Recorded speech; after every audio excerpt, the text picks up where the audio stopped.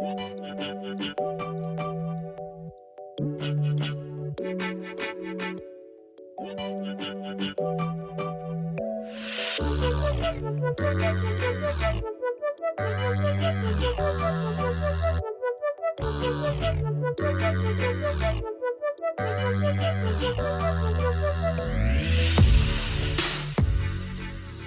welcome to Technology Tap.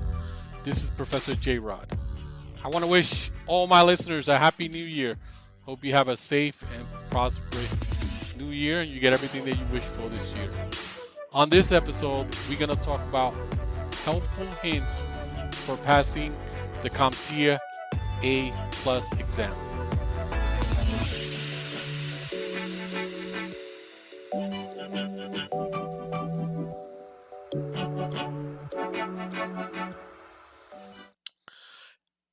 And how's everyone doing? All right, this is ProfessorJRod. As you guys know, I'm a big fan of the CompTIA exams. So on this episode, we're going to talk specifically about the CompTIA A+ exam. The CompTIA A+ exam is a vendor-neutral entry-level exam that is highly sought by individuals who are starting into the computer field and people who thinking about changing careers.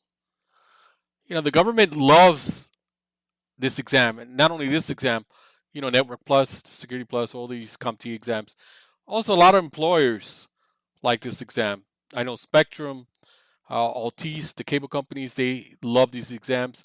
If you get A+ certified, Network Plus certified, and you work for these companies, they will actually give you a raise for getting these certifications. And of course, there's a lot of other companies out there that is a requirement for an employment is to get your A+.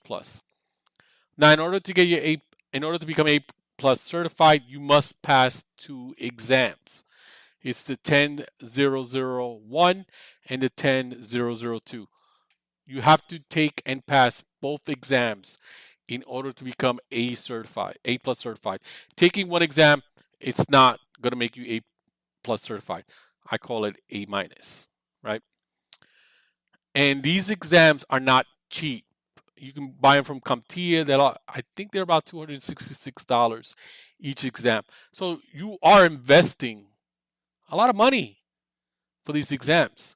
So you kind of really have to study, right? And we'll go over some steps. I'm actually thinking of expanding this. So this might be just part one of many.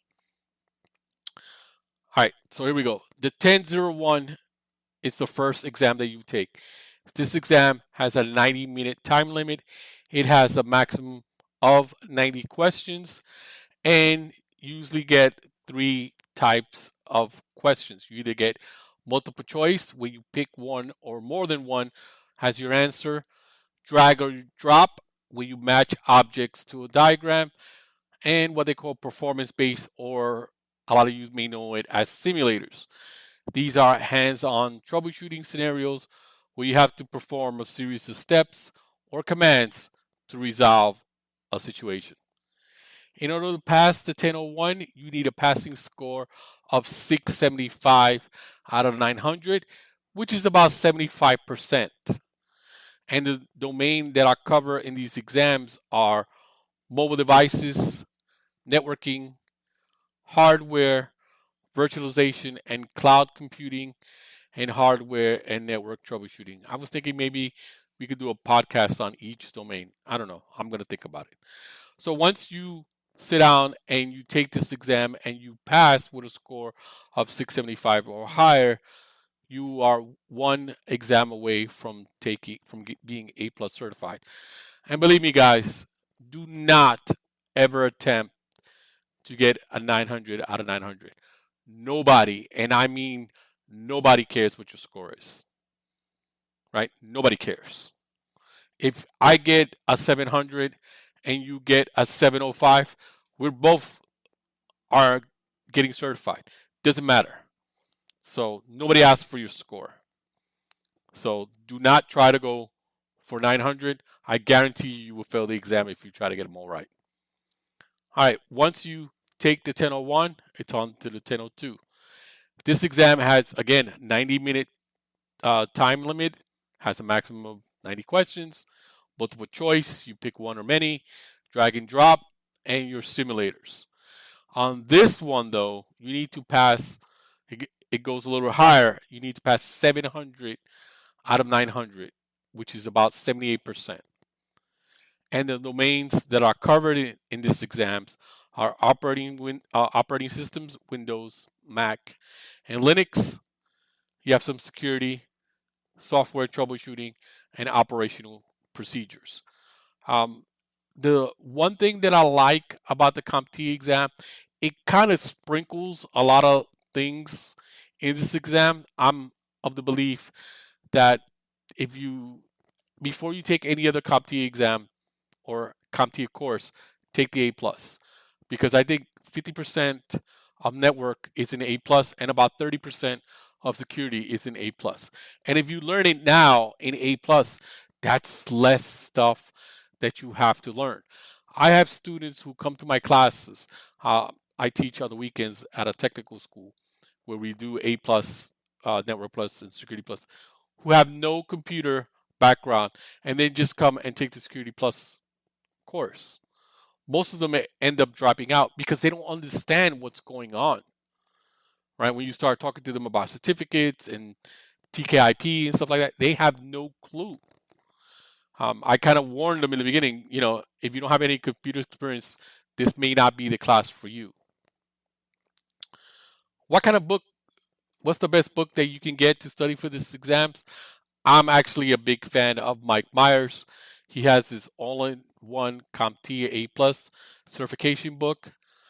I find that this book is easy to read. Most of the chapters are not very technical. They are one or two chapters that I'm not a fan of. It is not a perfect book. There are some issues with it, but for the most part, it is solid and is perfect for someone who's changing careers and is not really too technical. So that's the Mike Myers all-in-one CompTIA A plus certification exam. What kind of videos can you watch? Can you go to YouTube and watch videos? You can. I'm a big fan of Professor Messer's YouTube channel, and if you don't know who Professor Messer is, he's the guru of CompTIA, and his videos are a great supplement to any course or class that you take. He does have this one thing where he does like an exam prep class, and a lot of times it's live. It's usually done live, and it's, let's say if you seeing the video later on, it may be an hour and a half, and he would only get through 8 questions, and it might take him 20 minutes to answer one question. So you see a question on the screen, and you know the answer is B. Well, he'll go through A, C, and D and tell you why it's wrong. And it's great, again, for some people who are not, who are looking to change careers, not very technical, never took a class before, right? You might, you're just going to use Professor Messer as your course. That's great. But when you've taken all these courses and classes, you kind of want the answer right away. You don't want to wait 20 minutes and then get to the answer. I find that to be a little bit frustrating. And he also has these study notes if you want some material to supplement that. On his website, you can buy his study notes. They are excellent source if you need a quick reference or a quick peek at an answer. I highly recommend it. Matter of fact, Professor Messer's study notes for Security Plus is about 60% of the exam. I just used that just to study for the exam for the Security Plus was Professor Messer's study notes. As my 9th grade or 10th grade science teacher used to tell me, it is called studying.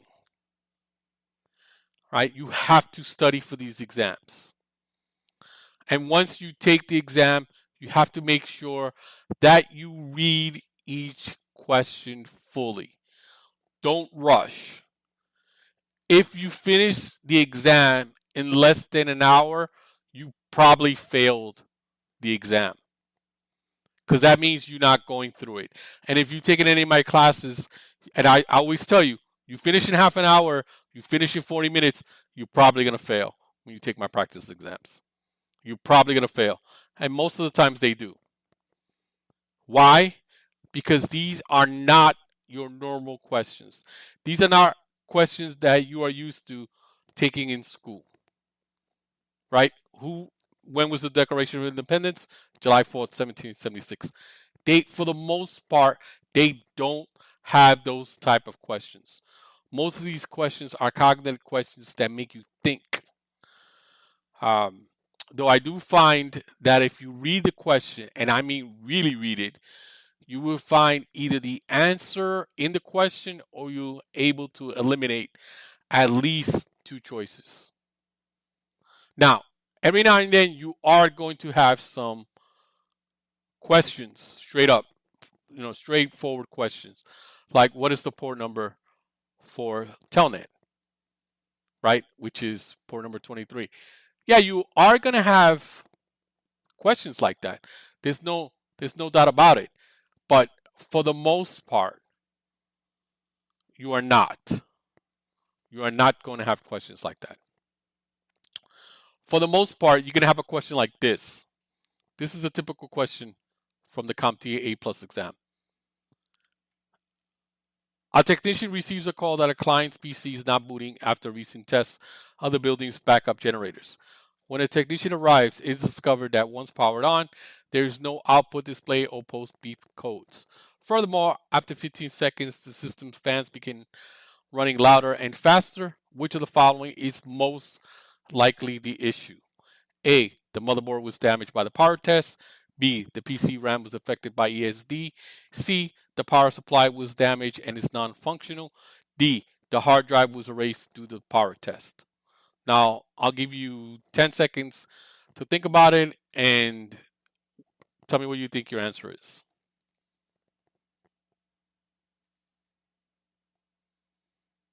All right, that's 10 seconds. Okay, so I don't know if you noticed something. I actually purposely read it quickly, right? Because this is how we normally read it in our minds. So I'm going to read the question again, slowly. A technician receives a call that a client's PC is not booting after recent tests of the building's backup generator. When a technician arrives, it discovered that once powered on, there is no output display or post beep codes. Furthermore, after 15 seconds, the system's fans begin running much louder and faster. Which of the following is most likely the issue? Now, let's take that question and break it. First thing you have to do is you kind of have to look for keywords when you get this type of question. And one of the keywords, it's right at the end. Which of the following is most likely the issue? It's not telling you this is definitely is going to be the answer. It says which most likely. So that you have to have it in your head. And by the way, if you are a tech, you're a tech and you've been working in technology for a while, and then you decide to take your A plus exams, you got to get rid of some biases that we have, right? That's for another podcast. But let's look at the four choices. The motherboard was damaged by the power test. The PC RAM was infected by the ESD. The power supply was damaged and is non-functional, and the hard drive was erased due to the power test. So now what happened here? We're saying that a technician got a phone call that the PC is not booting after they tested the building's backup generator. So here is where you have to read. When the technician arrives, it's discovered once powered on. That eliminates number C, or letter C. The power supply was damaged and is non-functional. Because right there it's telling you once powered on, which means the power supply is working, right? And it also tells you there is no output display or post beep codes. If there are no post beep codes, what does that mean? What can you surmise from that? Well, the PC RAM was affected by ESD. You can eliminate that. Why? Because if the RAM was affected, you will get beep codes, post beep codes. As soon as you turn on the PC, it will stop making noise. Dan, dan, dan, that the RAM was damaged. So we eliminated B, we eliminated C. So now we left that the motherboard was damaged by the power test or the hard drive was erased due to the power test. Now, which out of those two, which is the most likely the issue? And the answer for that is A. The motherboard was damaged by the power test. Right? That's your answer. But you see how you have to take the question and kind of dissect it, right? Go through it bit by bit and have the ability to look at the question and eliminate suggested answers. That's the whole key for your A+ exams. A+ is the one. Network Plus and Security Plus have this too, but for the most part, A+, you can definitely do this on an A+ exam and be very successful and pass. If you follow this method, you will pass. But at the end of the day, you have to dedicate time to study because no one is going to take the exam for you. So you got to make sure that you just study, and study. Write things down, read the book, reread it. That's how you pass this exam. Anyway, I want to start off the new year right. So guys, I have merch. I actually purchased mugs that has the podcast logo. So, and I want to give 2 mugs away on this episode if you answer the following question. The first 2 people who email me at ProfessorJRod@gmail.com will get a mug. I will mail you a mug with a podcast logo. It's really nice. All right, here's the question. Which 3 protocols use the same port number? Which 3 protocols use the same port number? The first 2 listeners who get the right answer, I will contact you via email. You will give me your address, and I will mail you these cool Professor J-Rod podcast mugs.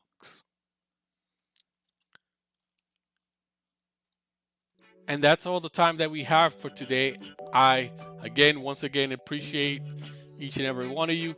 Have a safe and wonderful new year. Stay safe, wear a mask, and be nice to each other. This has been a presentation of Little Chacha Productions. I'd like to thank the following people. Art by Sarah. Music by Jakim Kaur. You can follow me at Instagram at ProfessorJRod. You can email me at ProfessorJRod.com. And I'm looking forward to the next episode. Thanks.